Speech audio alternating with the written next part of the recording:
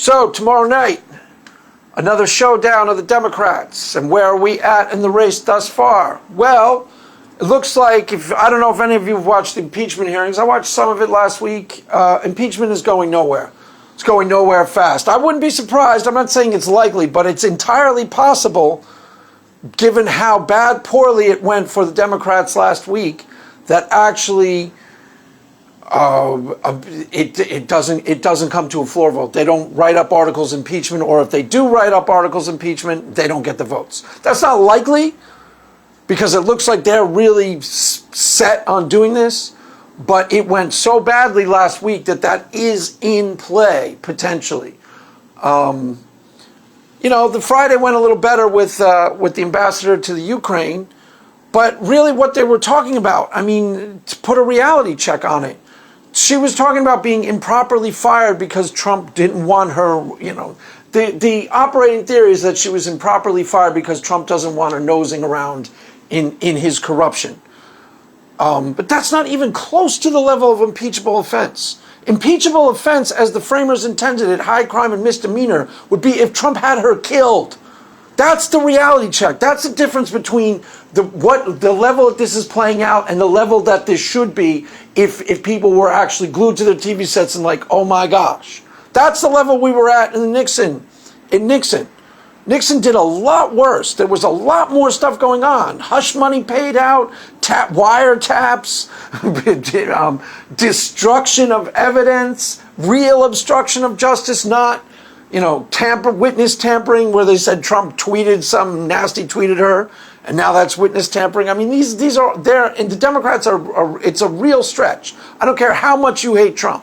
But none of it, even the darkest possible interpretation, none of this rises to the level of an impeachable offense. Honestly, I don't care how much you hate Trump. So that's going nowhere, which means that the focus is now going to be back on who is going to win the Democratic race. And I still say it's Joe Biden, as weird as that sounds. He's in the strongest possible position, and amazingly got an even stronger position over the past 3 weeks. Because what I talked about with Elizabeth Warren is coming true. She was trying to run as the centerpiece of her campaign was going to be Medicare for all, and it wasn't working. And now she's starting to back away from Medicare for all because it was obvious that it wasn't working. And people who are paying attention to this are taking a close look at her, and she is underwater in the battleground states. Underwater. In other words, Trump is beating her in the polls, last I saw, in Michigan, Pennsylvania, Ohio. That's lethal. That's lethal. And the people who are bankrolling these things know that. But there's a contingency that is very well aware that she has just positioned herself as too far left to either win the nomination, realistically. This is why Pete Buttigieg has seen a resurgence. He attacked her in the last debate somewhat successfully, and now it looks like Pete Buttigieg is in the lead in Iowa. Now that's a potentially lethal development for Elizabeth Warren, because I could easily foresee a scenario.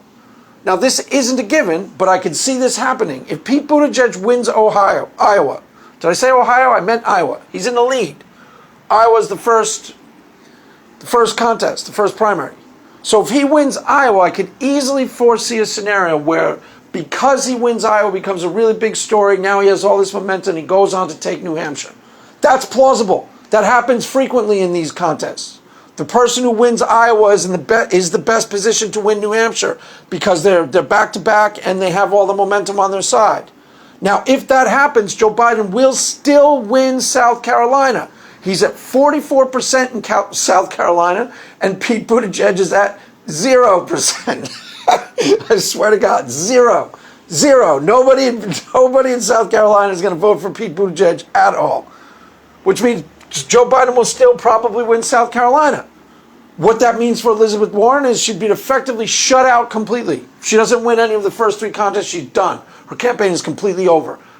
Stick a fork in it. Ditto for Bernie Sanders.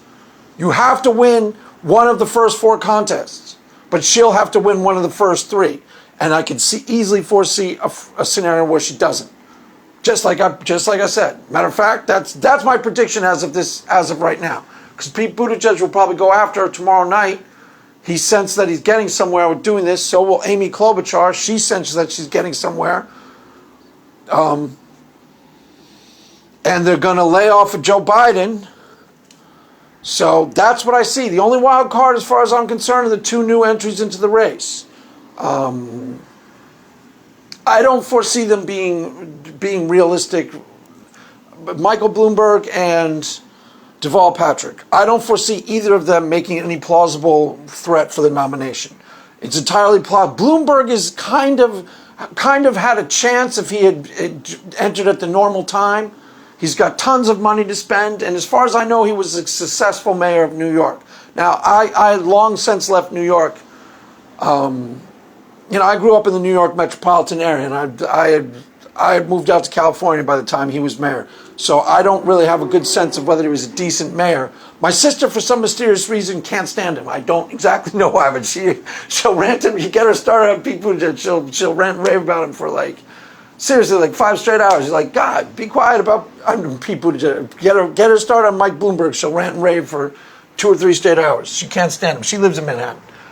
Both my sisters do. But as far as I can tell, he was a somewhat successful mayor. And he would be positioning himself as a moderate, which is what the race is crying out for. But he came in too late. And he's already talking about skipping the first 3 states and making his stand in California, and that just isn't going to work. That's just not going to work.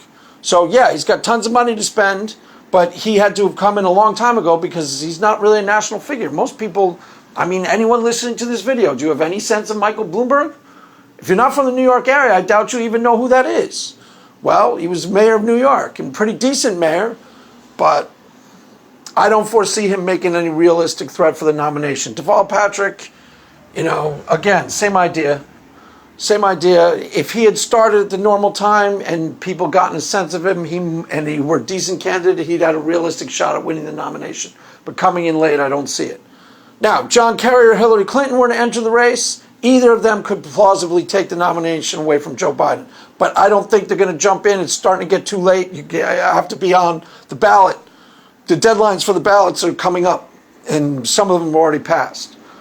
So that's how it games out so far. I still say Joe Biden is the most likely nominee. And amazingly, with all that's gone on, see, if you've been paying attention to the impeachment melodrama, his name is getting brought up with the corruption with his son.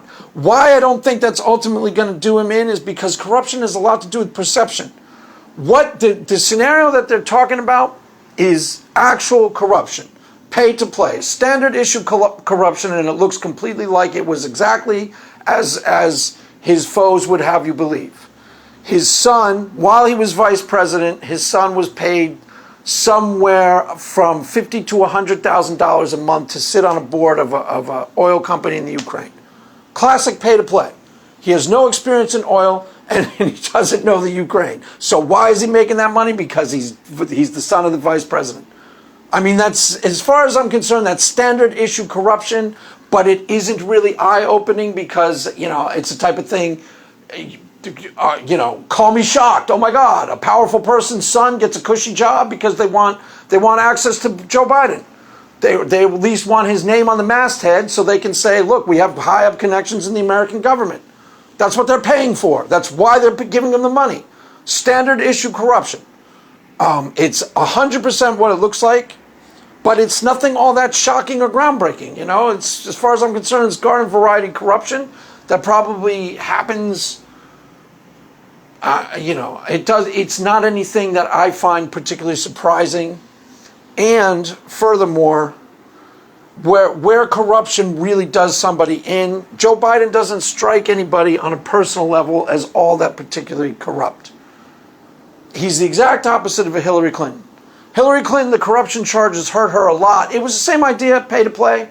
People were saying that the Clinton Foundation, people were making all these outlandish donations to the Clinton Foundation by virtue of the fact that she was either going to become the next president of the United States or that she was Secretary of State. Pay to play. You are paying for access to the powerful person. Standard issue corruption happens all the time. With Hillary Clinton, it was a lot more damaging to her. Why?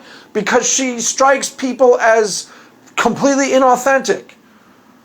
The idea that she's corrupt, the tag crooked Hillary stuck to her because you get the sense with Hillary Clinton, she has trouble answering, like, you ask her, what, did you like that movie, Hillary Clinton? And she'll start calculating. She won't give you a straight answer on anything. She'll start thinking, well, if I say I like this movie, that's going to hurt me in Oklahoma. She'll start thinking how it's going to affect her politically and won't give you a straight answer. Joe Biden isn't like that. Yes, it's complete. It's the same type of corruption, but he doesn't strike anybody on a personal level as anything other than authentic and not all that corrupt. So it won't really cost him the nomination. That's all I'm pointing out. It's just a lot of this has to do with, what people make you feel about, how you feel about people. Hillary Clinton strikes people as dishonest and inauthentic. That's why everyone made such a big deal of the Clinton laugh. The Hillary Clinton laugh. I mean, it's like so grating because it struck everyone who heard it as completely false. She doesn't sound amused at all. She sounds like she's trying really hard to play along. Look, I'm one of you. And it struck everyone as really inauthentic. So charges of corruption to her, yeah, they're going to really cost her. Charges of corruption to Joe Biden, it's not anybody's idea of a corrupt person. He seems like what he is. Down-to-earth Joe. The thing that's going to hurt him is the old man fuzzy-headedness. But still probably win the nomination. That's how I foresee it. It may actually come down to, Joe Biden versus Pete Buttigieg, the centrist versus the moderate versus the slightly more left-leaning moderate. And if that happens, say goodbye to the Twitter wing of the Democratic Party, because their little hurrah where it looked like they were going to take over the party will be over, will be effectively over. That's how it'll be talked about in the media. And I would say, hallelujah. The socialist wing of the Democratic Party will go down in flames if that's what happens. And that's a real possible outcome.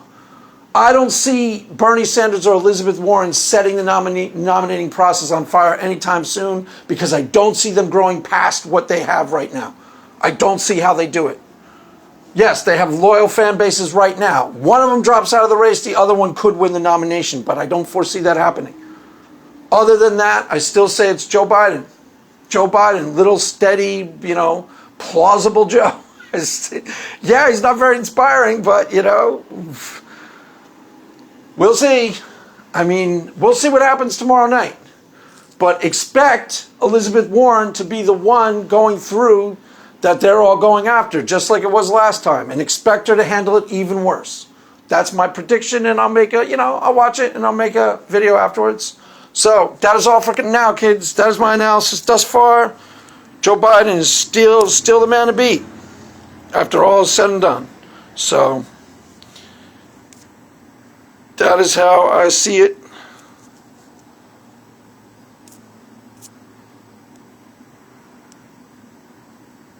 Mass is ended. Go in peace. Amen.